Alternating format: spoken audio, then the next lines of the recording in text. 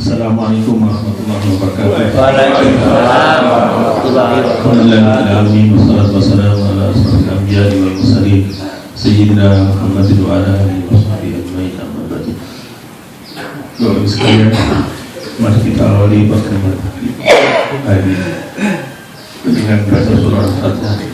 Berharap kepada Subhanahu wa ta'ala Allah memberi kesehatan kepada kita, memberi kebahagiaan hidup, memanjangkan umur kita, dan memudahkan segala urusan kita, serta melapangkan hati kita, dan juga kita dukung kepada orang-orang tua kita, orang-orang yang kita cintai, kaum muslimin dan muslimat, saudara-saudara kita yang berfatihah.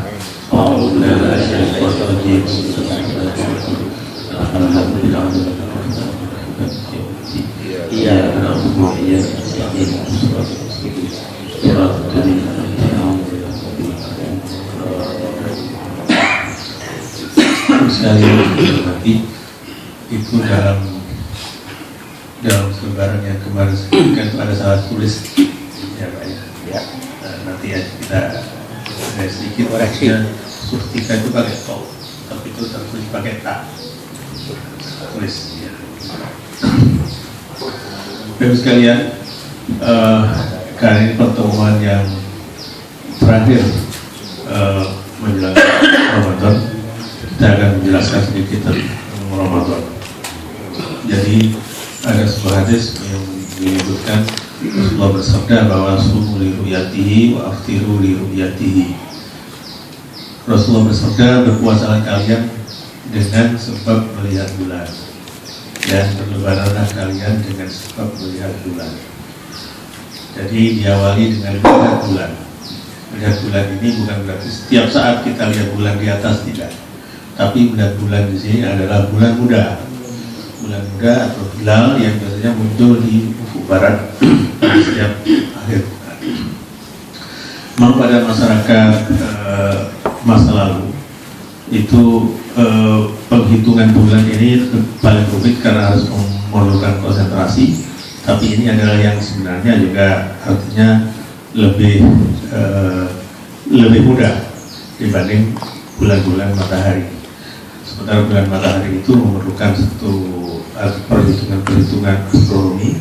Tapi kalau perhitungan bulan berdasarkan peredaran bulan itu bisa kita amati sendiri.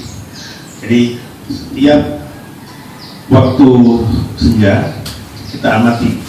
Kalau ada bulan berarti itu bulan barat. Jadi tidak mungkin ada waktu senja itu ada bulan di ufuk barat selain bulan barat. Ya. Kecuali kalau sudah agak tinggi itu berarti kemarin ya ada bulan. Nah, kalau agak tinggi. Jadi ada beberapa itu biasanya di kalangan masyarakat tertentu itu memegang hal-hal seperti itu.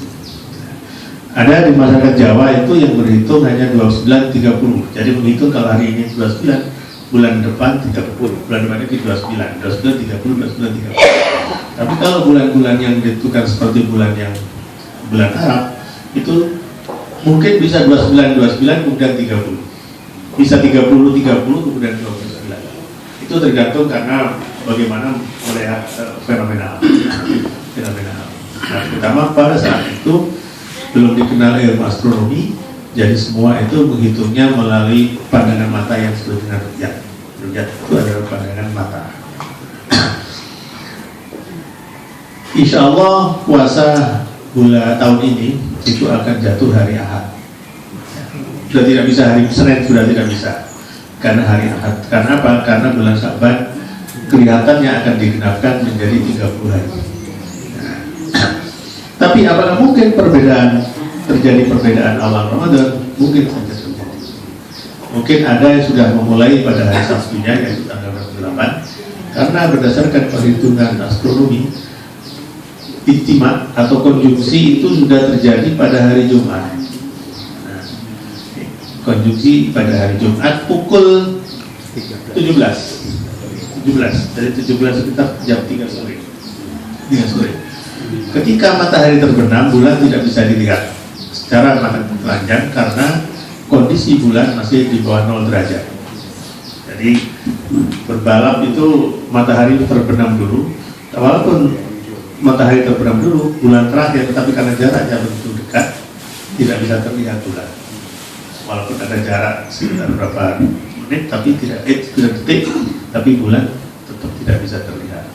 Ini hanya bisa menurut hitungan astronomi. Jadi karena itu dalam melihat bulan itu ada 5 pendapat. Ya.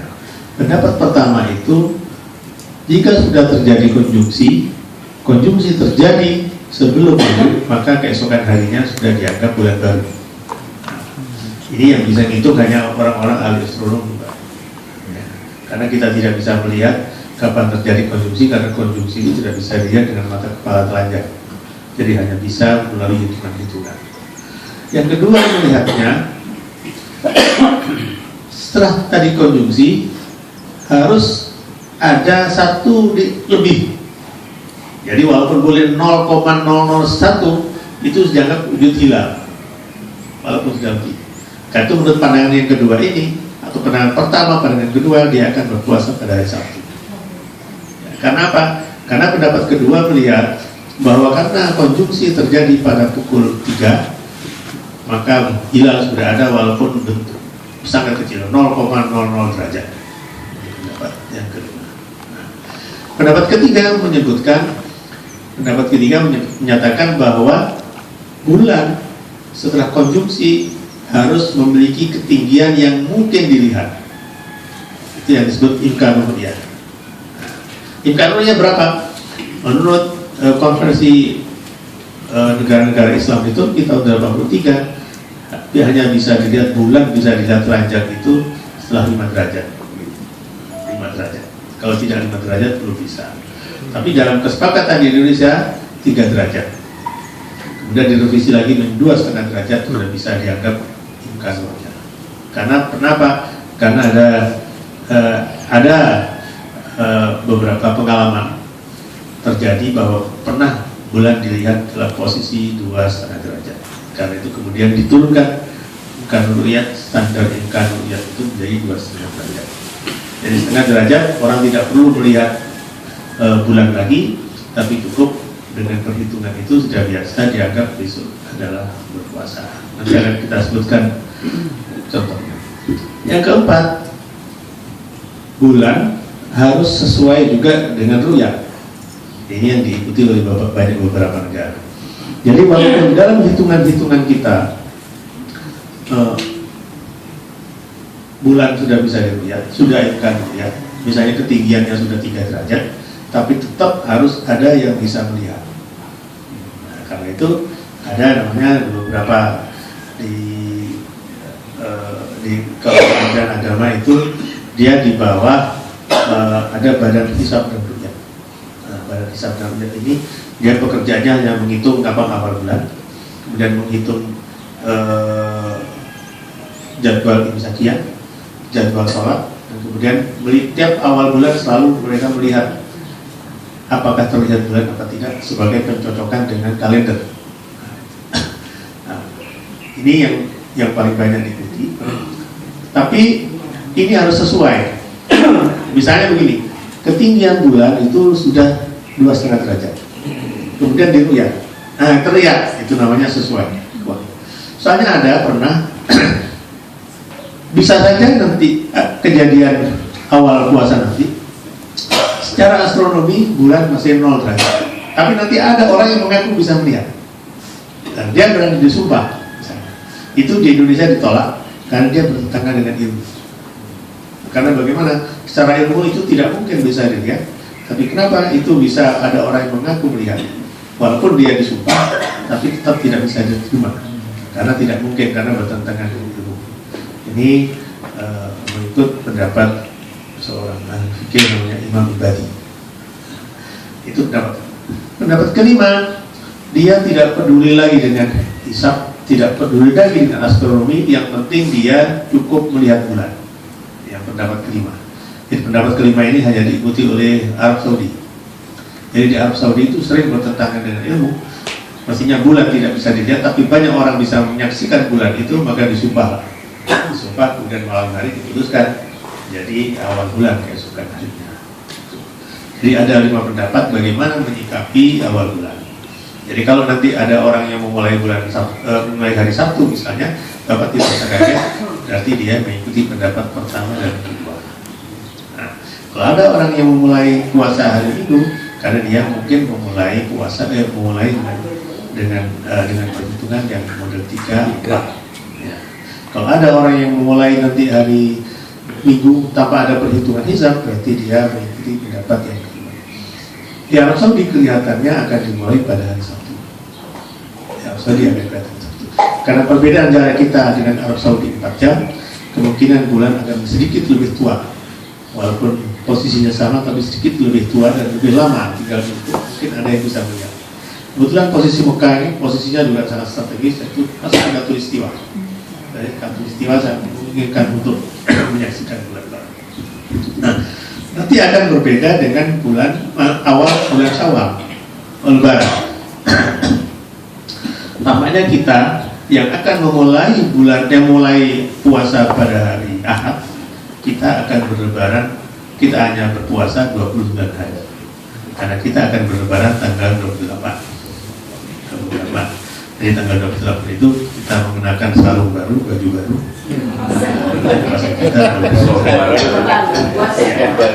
Ya. Nah, apakah mungkin berpuasa sampai 30 hari? Bisa saja mungkin. Tapi ini kan bentuknya gini Pak. Orang yang memulai puasa hari Sabtu, dia otomatis dia akan berlebaran tanggal 28 dan dia sudah puasa 30 hari. Tidak mungkin dia berpuasa 31 hari. Karena menurut perhitungan astronomi juga begitu. Kenapa? Karena konjungsi akhir Ramadan itu terjadi pada tanggal 27 tapi pukul 5 subuh. Pukul 5 subuh. Jadi rentang waktu antara pukul 5 subuh sampai maghrib ada berapa jam itu Pak? Lebih 13 jam. Itu posisi hilal sudah sangat tinggi. Jadi ketika matahari sudah terbenam, bulan masih ada di atasnya. Masih di atasnya. Jadi bulan akan sangat bisa dilihat. Posisi hilal diperhitungkan antara 3 sampai 5 derajat. Nah, 5 derajat itu bisa dilihat di Pelabuhan 1, 3 derajat itu bisa dilihat di Sorong, dan lain sebagainya. Jadi artinya posisi hilal nanti posisinya itu posisi yang mungkin dilihat, tapi tetap kita dilakukan upaya lihat. Kalau misalnya mendung semua seluruh Indonesia tidak bisa melihat hilal itu, maka ditunda. Maka kita berpuasa 30 hari. Dan saudara-saudara kita yang mendahului puasa pada hari Sabtu, sehari sebelum kita, dia tidak bisa lagi berpuasa sampai 31 hari, dia akan berbeda lebaran. Jadi ada perbedaan lebaran, ada perbedaan awal Ramadan. Ya. Jadi tapi kelihatannya melihat cuaca cerah seperti ini sangat mungkin bisa dilihat hilal, sehingga kita bisa berlebaran bersama walaupun puasanya berbeda. Bagaimana posisi kita dalam menghadapi sikap perbedaan itu? Rasulullah bersabda, "Sumu kama tasumun, wa aftiru kama tuftirun," kata Rasulullah. Berpuasalah kalian secara serempak dan berlebaranlah kalian secara serempak. Nah, itu serempak. Sumu kama tasumun, berpuasa sebagaimana kalian berpuasa semuanya. Wa aftiru, dan berlebarannya kama tuftirun, sebagaimana kalian berlebaran semuanya. Jadi Rasulullah ingin kita ini kompak. Nah, kalau zaman Rasulullah itu mudah, karena semua di tangan Rasulullah. Ketika ada orang menyaksikan bulan terlihat, Rasulullah kemudian mengumumkan besok puasa atau besok lebaran, semuanya kompak. Nah, makin hari kemudian setelah maju pengetahuan itu mulai sudah muncul persoalan, ya kan? Setelah muncul ilmu astronomi kemudian berkembang dan lain sebagainya, karena pengetahuan manusia semakin canggih dan sebagainya.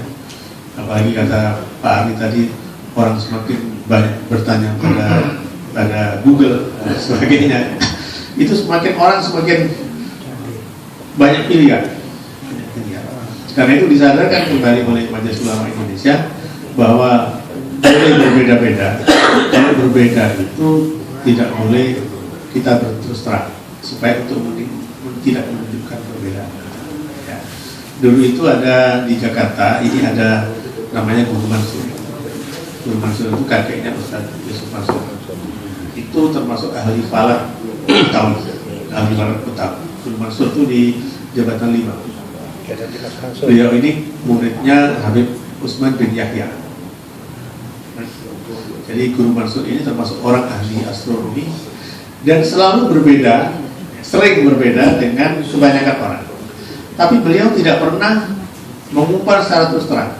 Tapi beliau sudah punya komunitas pengikut. Komunitas pengikut. Jadi dia sebutkan bahwa besok sudah Lebaran. Jadi kalaupun dia takbir, dia tidak pakai pengeras suara, duduk di musolanya. Dan kemudian orang yang percaya pada dia ikut. Orang ikut, tapi tidak terang-terang. Jadi supaya tidak mengganggu.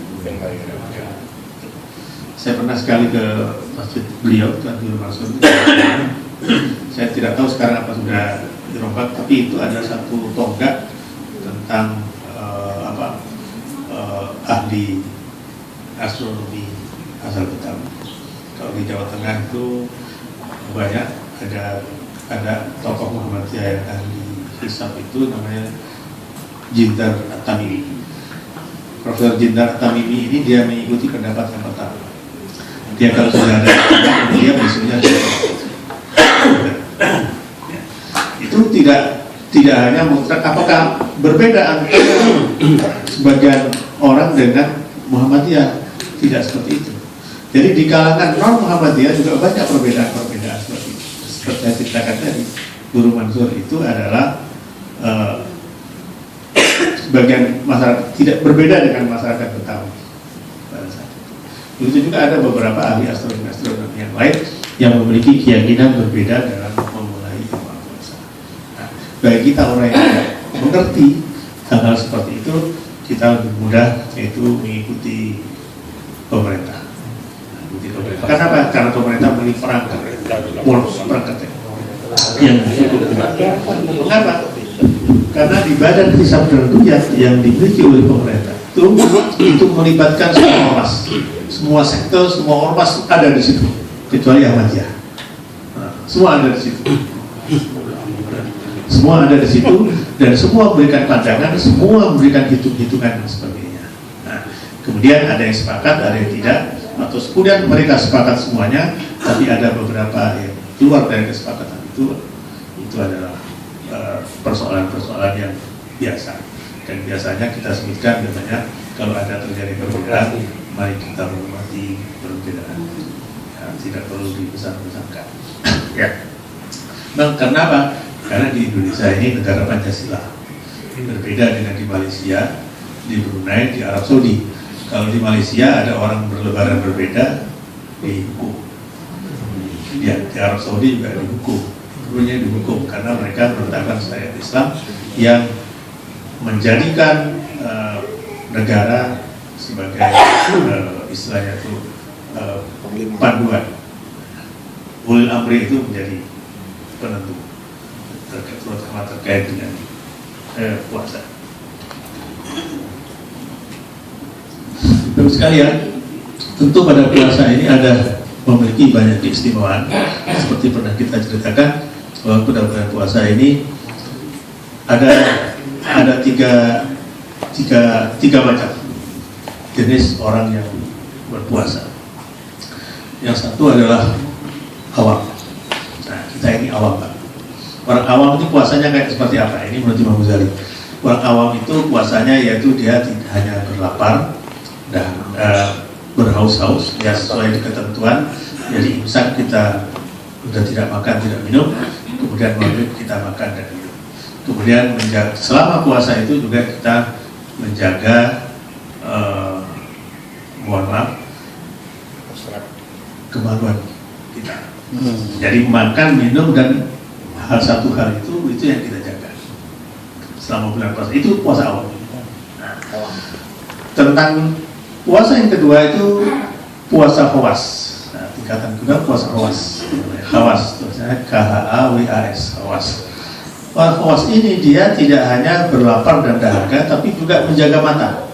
Menjaga mata, menjaga mulut, jadi mulutnya tidak pernah membicarakan orang lain, tidak pernah mengecam, tidak pernah memfitnah orang lain. Matanya juga tidak pernah jelalatan kemana-mana selain hanya ke mushaf Al-Quran misalnya, atau hanya melihat kubah masjid misalnya, itu namanya khawas. Nah, yang ketiga adalah khawasul khawas. Khawasul khawas ini hanya dimiliki oleh para nabi dan kaum-kaum orang yang terbaik. Khawasul khawas ini dia sepenuhnya 100% semua jiwa raganya itu selama bulan puasa itu hanya khusus untuk mendekatkan diri kepada Allah Subhanahu wa Ta'ala. Bahkan disebutkan para nabi itu sepanjang selama bulan puasa itu konsentrasinya hanya kepada Allah Subhanahu wa Ta'ala. Ya. Bahkan disebutkan kalau dia melenceng sedikit aja sudah menganggap batal puasanya. Konsentrasinya sudah ada. Dari pandangan yang pertama itu, sepanjang kita tidak makan, tidak minum pada waktu-waktu yang dilarang, dan kita tidak melakukan hubungan seperti itu juga bisa diartikan dengan keluar sperma bagi laki-laki. Ya. Jadi keluar sperma itu ada beberapa penyebabnya yang bisa membatalkan puasa. Pertama, kalau kita melakukan sentuhan, kemudian keluar sperma, itu kita membatalkan puasa. Tapi kalau kita tidak melakukan sentuhan seperti bermimpi atau kita berhayal kemudian keluar sperma, itu kita tidak membatalkan puasa. Tapi kita wajib junub. Jadi misalnya kita naik bis misalnya, terus tiba-tiba keluar, nah ini kita wajib junub saja tapi tidak batal puasa. Karena kita tidak menyentuh sesuatu yang kita miliki. Tapi kalau kita sentuh saja, itu berarti ada penyebab dari sentuhan itu, maka kita batal puasa kita. Tapi yang paling berat itu kalau siang hari kita berhubungan dengan istri. Nah itu yang berat. Karena apa? Karena kafaratnya itu, dendanya itu sangat berat. Sangat berat, memberi makan 60 orang. Nah, jadi kalau yang pertama itu batalnya dengan makan, minum dan keluar mani tadi. Kalau yang kedua itu dia merasa batal puasanya, dan memang ada hadisnya kalau dia sudah menggunjing orang, memfitnah orang, menjelek-jelekkan orang, nah dia sudah batal puasanya bagian nomor 2. Kalau yang pertama itu batalnya sederhana, yang kedua ini batalnya agak berat, ya, berat. Karena dia mengkhususkan diri sebagai orang khawas itu. Nah, tentu karena kita sudah berpuasa sudah hampir 50 tahun, maksudnya kita naik mestinya. Tidak hanya puasa awam terus, maksudnya kita harus sudah masuk pada khawas. Masa sudah puasa 50 tahun masih awam? Ya, kan? Jadi mestinya kita sudah mulai meningkat. Nah, nanti pada bulan Ramadan ini kita harus tingkatkan puasa kita ini menjadi tingkat khawas. Kalau puasa khawas kita berat sekali. Karena 24 jam kita harus mendekatkan diri kepada Allah Subhanahu wa Ta'ala, dan itu tidak mungkin kecuali yang nyebarkan. Konsentrasi kita kepada Allah Subhanahu wa Ta'ala. Nah, jadi yang kita harapkan pada puasa mendatang kita meningkat dari puasa awal menjadi puasa khawas. Bukan puasa khawas. Puasa khawas itu berat. Karena apa? Karena ada hadis Rasulullah menyatakan banyak orang berpuasa yang tidak ada pahalanya kecuali hanya haus dan lapar. Karena apa? Karena ternyata dia melakukan ghibah, menggunjing orang, memfitnah orang, dan lain sebagainya. Dan ini pencobaan, karena nanti pilpres kita itu persis pada bulan Ramadan, pada tanggal 10 bulan Ramadan. Jadi biasanya ya biasa, namanya kampanye itu selalu banyak hal gangguan, karena itu kalau bisa juga dihindari. Dan sebenarnya tidak dihindari pada bulan Ramadan saja, karena hadis-hadis larangan untuk melakukan sumpah, serapah, hibah dan sebagainya itu hadis umum yang tidak boleh dilakukan pada setiap bulan sebenarnya, setiap hari, setiap detik. Hanya pada bulan Ramadan itu menjadi lebih khusus, karena bulan Ramadan itu sebagai bulan ibadah. Bapak-Ibu sekalian, pada bulan Ramadan ini ada beberapa hal yang harus kita tingkatkan. Yang pertama, samping puasa sudah tentu, yang kita tingkatkan itu pertama adalah ibadah kita. Ibadah apa saja pada bulan Ramadan yang sangat berharga, yang sangat disukai oleh Allah? Yang pertama adalah membaca Al-Quran. baca Al-Quran itu paling disukai. Imam Syafi'i itu menutup semua aktivitasnya pada bulan Ramadan selain untuk membaca Al-Quran. Dia sehari bisa mengatakan 2 kali. Imam Syafi'i itu 2 kali. Dan 2 kali konon katanya dalam sholat. Jadi beliau ini nggak tahu sholatnya berapa rakaat karena 2 kali dalam sholat. Imam Syafi'i. Jadi semua aktivitas ditinggalkan oleh Imam Syafi'i karena pada bulan Ramadan ini istilahnya bulan Al-Quran. Bulan diturunkan Al-Quran. Yang kedua, kita itu juga dianjurkan untuk memperbanyak sholat. Ya, minimal sholat tarawih. Ya. Sholat tarawih itu minimal berapa rakaat sih Pak? Minimal itu 21. 21 gimana? Sholat rakaat tarawihnya 2 rakaat, witirnya 1 rakaat. Itu minimal 21. Jadi minimal itu. Jadi wah, Pak Rubito ikut minimal ya? Iya, minimal.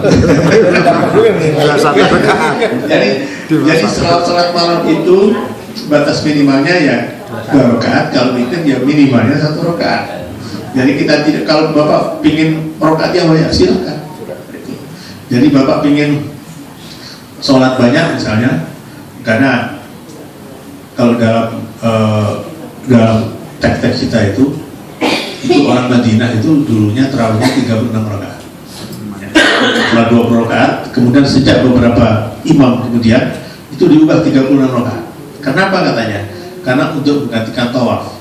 Karena kalau di Masjidil Haram dulu itu setelah 4 rakaat tawaf. Jadi sambil tawaf itu mereka minum dulu, minum kopi, minum teh, makan korma sambil menunggu tawaf. Sebagian yang tawaf, sebagian hanya menunggu. Kemudian sholat lagi Pak. Setelah sholat, tawaf lagi mereka. Jadi untuk mengganti tawaf ini, orang Madinah kemudian menambahkan tarawihnya menjadi 36 rakaat. Ya. Apakah ada yang mau lebih lagi?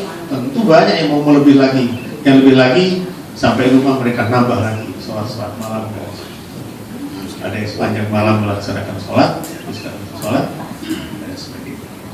Yang kedua. Yang ketiga, Bapak banyak bersedekah. Nah, seperti kita jelaskan kemarin, ini kesempatan kita untuk merampok pahala. Nah, merampok pahala bagaimana? Kita sediakan air minum di Mudasir, kita sediakan air minum di Atawa, kita sediakan air minum di depan rumah kita, supaya ada orang mengambil air itu untuk berbuka dan kita mendapatkan pahala orang yang berpuasa. Kita lakukan. Kemudian dalam bersedekah itu bukan berarti hanya memberi buka minum, tapi tentu diutamakan juga pada keluarga. Nah, bagaimana keluarga? Kalau biasanya kita hanya makan nasi, tempe, sambal saja, untuk bulan Ramadan ini kita tingkatkan tambah telur. Nah, misalnya, Ibu itu telur.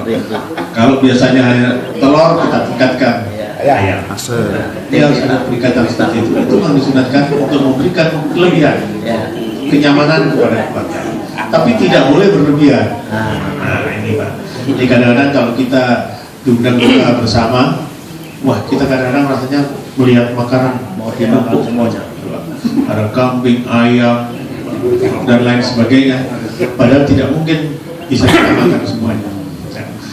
Memang waktu kita sebelum maghrib rasanya semua ini kayak mau kita habisin. Tapi ketika sudah minum 1 cangkir air, selera kita sudah turun. Apalagi sudah sholat maghrib, selera kita mungkin nasinya sudah tinggal segini dan tidak mampu lagi kita makan itu. Jadi memang nafsu itu memang karena itu memang ada 2 hal kata Rasulullah yang membahagiakan orang yang berpuasa. Pertama itu ketika saat berbuka. Oh iya. Saat berbuka itu semua orang menunggu. Coba jam Bapak dicepetin kan sudah mulai cepat. Ya kan, karena apa? Untuk melihat, untuk cepat mendapatkan buka. Bapak tuh survei mana TV yang lebih duluan kadarnya. Tahu gitu. Iya, dia tahu Pak.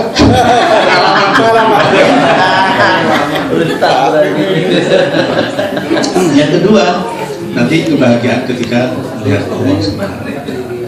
Dan jangan Bapak lupakan, ketika saat berbuka itu adalah saat-saat mustajab. Nah, karena itu menjelang buka jangan langsung makan, berdoa dulu. Yang minimal Allahumma laka sumtu, ya wa bika amantu, wa ala rizqika aftartu. Itu apa? Itu artinya laka sumtu ya Allah, untukmu aku berpuasa. Wa bika amantu, dan aku beriman kepada. Wa ala rizqika aftartu, dan atas rezekimu aku berbuka. Itu rasa syukur. Jadi itu kemudian kita berdoa, ya Allah mudahkan segala urusan kita semuanya. Itu dalam hadis bahwa pada saat itu dibuka semua pintu langit untuk doa kita. Terus sekalian, itulah beberapa hal yang mungkin perlu kita jadikan pegangan dalam bulan puasa. Dan ada satu cerita di sini bahwa dulu ada seorang Nasrani itu marah pada anaknya makan terang-terangan di jalan pada saat umat Islam berpuasa. Jadi anaknya itu dipukul dan dimarahi, kenapa engkau tidak berpuasa dan makan di depan banyak orang, sementara orang yang berpuasa, kamu harus menjaga perasaan mereka. Kemudian orang Nasrani ini meninggal, sang bapak ini meninggal. Ada orang saleh kemudian bermimpi bertemu dengannya. Kemudian ditanya, apa yang dilakukan Tuhan kepadamu? Wah, aku masuk surga. Loh, bagaimana kamu masuk surga? Kamu kan Nasrani. Kata orang Nasrani itu, sebelum aku nazar, aku mendengar suara mengajariku menuntunku masuk Islam. Jadi orang Nasrani itu kemudian masuk Islam, menjelang ajalnya, dan kemudian dia masuk surga. Jadi artinya apa?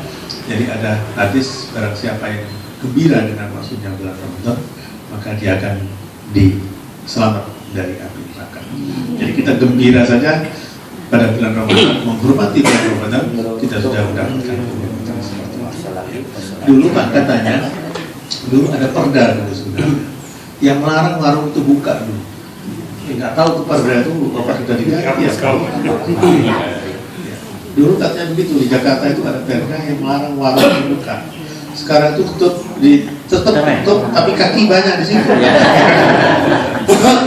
Ya, itu kan ada perda, tapi kenapa perda itu mundur? Ya, jadi padahal sebenarnya banyak perda-perda terutama di daerah-daerah. Itu mungkin hanya daerah-daerah tertentu yang taat seperti itu, yang menaati seperti itu. Misalnya Pekalongan. Pekalongan itu siang hari tidak ada warung buka. Mungkin di Padang ya Pak ya. Di Padang tuh warung Padang di sini itu tidak ada yang buka bulan. Ya, di Padang, di Pekalongan saya pernah di Pekalongan itu tidak ada warung buka. Semua tutup. Jadi itu merupakan penghormatan kita terhadap bulan. Yang artinya juga menghormati orang-orang yang berpuasa supaya mereka tidak tergoda dengan makan kita. Tapi kita ini sekarang sudah di mana-mana warung buka semua Pak, terang-terangan sekarang. Kentucky juga di mal-mal juga terang-terangan. Itu sebenarnya ujian. Kita sebut aja itu ujian Pak. Kalau kita melampaui ujian itu berarti kita lebih banyak pahalanya. Lebih banyak. Itulah teman-teman sekalian. Jadi ada beberapa hal nanti yang perlu kita lakukan lagi supaya untuk sebagai bekal kita. Jadi kalau bangun tidur mau sahur itu nanti bacalah Alhamdulillahilladzi ahyana ba'da ma amatana wa ilaihi nusyur. Kalau tidak apa cukup alhamdulillah saja. Alhamdulillah. Kenapa? Kalau kita bangun tidur membaca alhamdulillah, kita akan diberi sehat, panjang umur dan murah rezeki. Kalau kita bangun tidur ya. Terus kemudian kalau masih ada waktu kita tahajud, salat malam. Ya. Terus kemudian sholat sebelum subuh. Sunat subuh. Antara sholat subuh dengan sholat subuh itu masuk waktu yang utama. Ya. Ada ulama yang menganjurkan supaya membaca Al-Fatihah 40 kali. Manfaatnya apa? Manfaatnya kita dijauhkan dari penyakit. Jadi kalau ada orang sakit, cobalah antara waktu sholat sunat subuh sampai sholat subuh itu membaca Al-Fatihah 40 kali. Insya Allah 5 menit waktu atau waktu cukup itu untuk baca Al-Fatihah 40 kali. Ya. 40 kali. Nah, komat sholat berjamaah. Upayakan kita sholat Isya dan subuh berjamaah. Karena apa? Karena orang sholat Isya dan subuh berjamaah, dia akan mendapatkan Lailatul Qadar. Atau Isya tidak bisa, subuh saja berjamaah, itu kita bisa mendapatkan Lailatul Qadar. Apakah harus berjamaah di masjid? Kalau bisa di masjid, kalau tidak bisa di rumah. Sholat berjamaah itu minimal 2 orang, dengan istri saja atau dengan anak saja, tapi upayakan untuk selalu sholat berjamaah. Dan kemudian pada siang hari perbanyak baca Al-Quran. Tidak bisa baca surat Al-Ikhlas saja, Pak. Surat Al-Ikhlas 3 kali pahalanya sama dengan menghatamkan Al-Quran. Ya kan? Kita perbanyak, ya kan? Kita baca surat Al-Ikhlas 10 kali sama dengan bangun rumah kita. Jadi enak sekali. Ya. Nah, kemudian lakukan puasa ini dengan senang hati, ya, bukan dengan sebagai beban. Ini sebagai rasa gembira kita menghadapi bulan puasa. Jadi puasa kita sebut dengan gembira, artinya akan membuat, insya Allah dengan gembira kita akan mendapatkan manfaat-manfaat, terutama kebahagiaan. Ya. Mengapa kita bangun tidur membaca Alhamdulillah? Ketika kita membaca Alhamdulillah itu perasaan kita ini adalah perasaan bersyukur bahwa masih diberi hidup. Dan menjelang tidur, Bapak jangan lupa membaca ayat Al-Kursi, ya, membaca ayat Kursi, kemudian membaca Qul Huwallahu Ahad 3 kali, boleh tambah Qul A'udzu Birabbil Falaq 3 kali, Qul A'udzu Binanas 3 kali juga, kemudian shalawat 3 kali, ya, kemudian istighfar 3 kali, kemudian baca Subhanallah walhamdulillah wala ilaha illallah 3 kali. Ya, ada yang menyebutkan menambahkan dengan Subhanallah 33 kali, Alhamdulillah 33 kali, Allahu Akbar 33 kali menjelang tidur. Kemudian setelah itu baca Bismillahirrahmanirrahim 21 kali. Apa manfaatnya? Ketika orang membaca ayat Al-Kursi, maka dia dijaga sepanjang malam, sepanjang tidurnya dia akan dijaga oleh Allah Subhanahu wa Ta'ala. Dengan baca surah Al-Ikhlas 3 kali, dia sama dengan menghatamkan Quran sebelum dia tidur. Dengan membaca sholawat 3 kali, dia sama mendapatkan syafaat Nabi dan para Nabi yang lain sebelum tidur. Dengan membaca istighfar, dia sama dengan mohon ampun kepada semua kaum muslimin dan muslimat. Dengan membaca Subhanallah walhamdulillah wala ilaha illallah 3 kali, dia sama dengan mengerjakan umroh dan haji sebelum tidurnya. Dan dengan membaca Bismillahirrahmanirrahim 21 kali, dia akan dijaga dari semua bencana dan semua kejahatan manusia dan binatang buas. Artinya kita sepanjang malam itu, ketika malam itu kita akan lemah, Pak. Kita lemah pada malam hari itu. Kenapa? Kita tidur, ya kan? Nyamuk saja berani menggigit kita ketika saat tidur. Apalagi pencuri, apalagi bencana alam dan sebagainya, sangat mungkin akan mengenai kita. Tapi dengan membaca itu, insya Allah, Allah yang akan menjaga kita. Allah adalah Maha Penjaga. Bagus sekalian, saya mohon maaf kalau selama apa yang saya sampaikan banyak menyinggung dan sebagainya. Saya mohon maaf, dan sebaliknya saya juga akan membuka pintu maaf saya buat bapak-bapak sekalian. Mungkin kita akan libur sekitar sebulan atau 2 bulan. Mudah-mudahan kita tetap dijaga oleh Allah Subhanahu wa Ta'ala sehingga bisa bertemu kembali di tempat yang sama dan frekuensi yang sama. Demikian bapak sekalian, kalau ada pertanyaan juga mesti kita buka. Wassalamualaikum warahmatullahi wabarakatuh. Bapak Ibu ada yang mau tanya? Bapak tanya. Ustaz, mengenai puasa Ramadan, mohon dijelaskan musafir kondisi seperti apa yang diutamakan untuk berbuka. Ya, jadi musafir itu sebenarnya itu yang jadi penyebab kita dibolehkan puasa itu kalau musafir itu menimbulkan masyarakat, menimbulkan persoalan masyarakat itu masalah. Jadi kalau di sini ada 2 pendapat. Kalau perjalanan kita itu sudah lewat dari 85 km, nah itu jarak yang boleh kita menjalur dan mengqasar sholat, itu kita boleh tidak berpuasa. Tapi pendapat saya kan lebih baik berpuasa daripada tidak, kecuali masakot, karena ilatnya masakot menyulitkan. Jadi artinya kalau menyulitkan itu kita lihat, kita bayangkan kita perjalanan di masa Nabi dulu, itu kan pakai onta ya, onta, dan mungkin sangat menyulitkan 84 kilo itu. Kalau onta itu onta sudah bisa mencapai, baru bisa mencapai 3 hari itu jarak segitu. Jadi artinya dalam perjalanan itu mereka sudah boleh tidak berpuasa. Tapi itu kembali pada persoalan kita. Tapi yang jelas untuk jarak perjalanan itu tidak boleh kita tidak berpuasa. Boleh. Jadi misalnya kita capek betul karena macet di jalanan.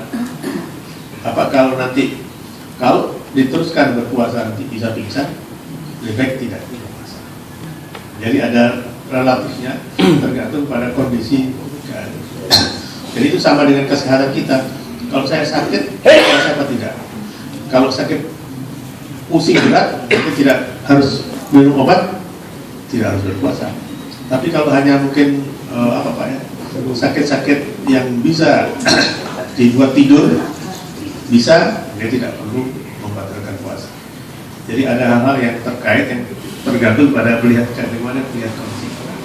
Kalau sampai membahayakan kita, maka tidak perlu berpuasa. Ya, ada ilustrasi ini. Ibn Abbas dulu pernah ditanya, ada seseorang bertanya kepada dia, Ibn Abbas, saya puasa, tapi boleh nggak saya mencium istri saya? Oleh Ibn Abbas dilarang, jangan. Boleh. Pertama Ibn Abbas boleh. Satu orang tanya lagi, Ibn Abbas saya mau tanya, boleh nggak saya puasa, saya boleh nggak mencium istri saya? Tidak boleh. Loh, tadi boleh, saya sekarang tidak boleh. Ibn Abbas menjawab, tadi yang tanya orang tua. Orang tua itu boleh saja. Yang tanya kan kamu muda, pengantin baru. Artinya, Jadi ada kondisi. Jadi hukum itu tidak bisa hanya satu, harus begini harus begini. Tidak lihat kondisi. utang ke atas Pak ya. Iya. Jadi kenapa melihat Yang 59 belum dapat ya. yang cium itu sudah ciuman kasih sayang, bukan ciuman lain. Tapi kalau ini pengantin baru ya lah. Jadi melihat kondisinya, melihat kondisi. Tadi malam Pak Farudin.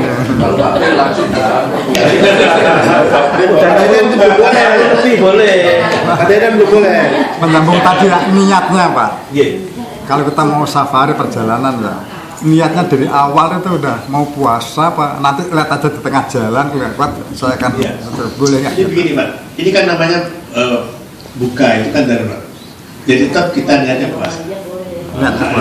Puasa. Supaya apa? Supaya kita mendapatkan pahala puasa. Kita tetap niat puasa. Soal besok nanti tidak kuat itu urusan lain.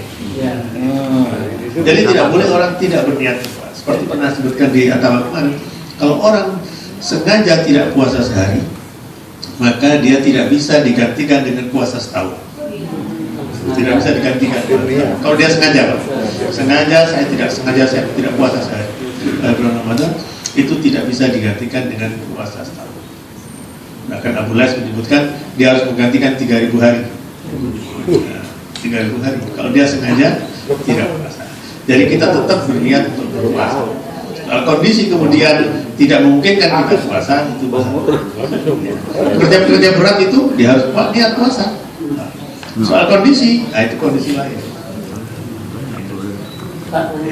Ya. Tadi terkait dengan musafir tadi jaraknya 85 kilo Pak ya. Kalau dia naik pesawat mereka lebih sering musafir. Iya. Kalau orang naik mau umroh buat puasa, itu di pesawat sudah dingin ya Pak ya, udah tidur, masa iya masakot ya itu istilahnya itu masakot. Kalau tidak masakot ya lebih baik tidak tetap berpuasa. Nah gitu kan. Hanya Pak kalau lagi umroh itu puasa kita mungkin tidak cukup 14 jam, bisa 17 jam. Karena buka kita nanti di India. Kalau kita berangkat jam 12 siang dari sini, itu kita baru buka di Madinah nanti Pak. Sampai jam 12 siang dari sini, di sana baru jam 3. Jam 3 udah jam 7 malam. Jadi kita nanti puasanya agak panjang. Kembalikannya kalau pulang. Jadi itu kondisional Pak. Hanya orang boleh tidak berpuasa itu hukum umumnya. Dan setiap perjalanan itu orang boleh tidak berpuasa ya sekian. Nah, tapi kondisinya tergantung masing-masing. Ada orang yang cukup kuat walaupun melakukan puasa seterusnya, ada yang tidak mampu sehingga dia harus berbuka. Itu kondisi orang yang tergantung yang persoalan. Seperti tadi itu orang bertanya dia mau kecil karena dilihat orang tua satu orang muda dilarang. Nah, itu.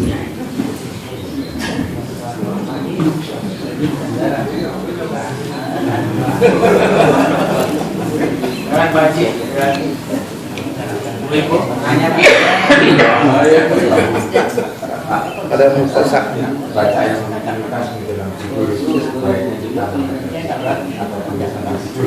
Ya, boleh sampai tidur, Pak. Boleh sampai tidur. Ya, ya. Posisi tidur yang terbaik seperti Nabi itu kita menghadapnya kiblat, giring. Ini dijadikan belakang. Itu posisi Rasulullah. Dalam beberapa buku disebutkan ini katanya menguatkan jantung katanya, Pak. Jadi posisi tidur menghadap kiblat. Jadi kita giring ke sana seperti posisi mati dikubur. Dan sebaiknya gelap. Nah, Rasulullah menyarankan kalau tidur itu gelap. Ya. Kemarin saya baca katanya lampu menyala tidur itu menyebabkan obesitas. Jadi sebaiknya menggelap.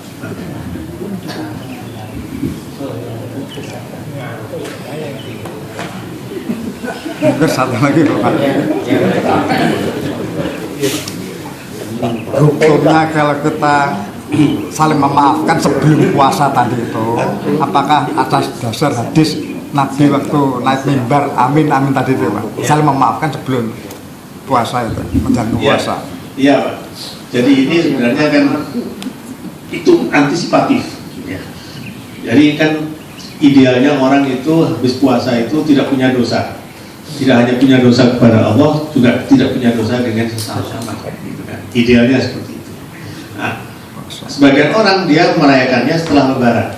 Nah, tapi repotnya nanti kalau kita mati di bulan puasa, dia tidak bisa masih punya sebutan dengan orang lain. Karena itu sebagian orang menyatakan kita bikin acara sebelum puasa supaya masuk bulan puasa itu kita tidak punya urusan dengan orang lain. Jadi kita tinggal urusan dengan Allah Subhanahu wa taala.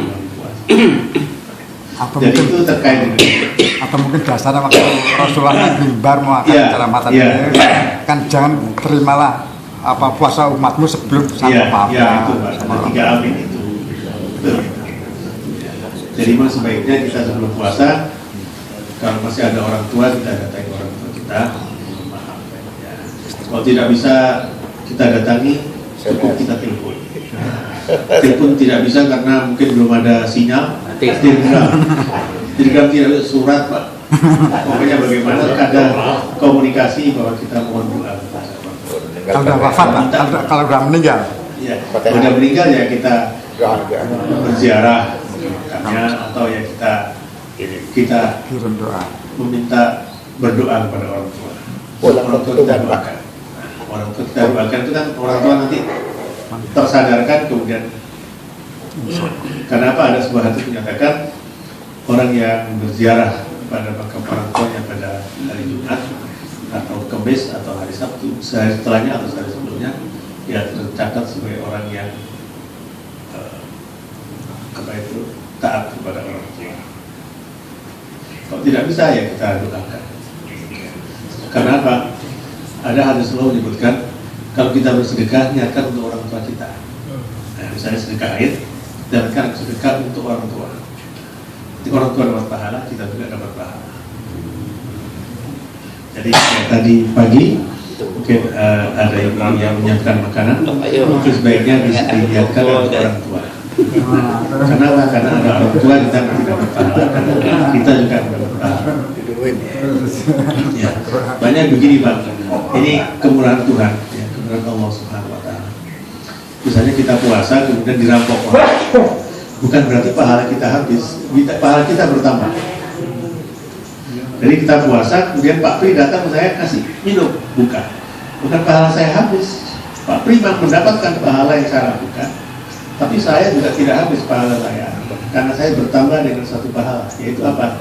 Dengan orang lain, mengabulkan permintaan Pak Prima. Contoh itu.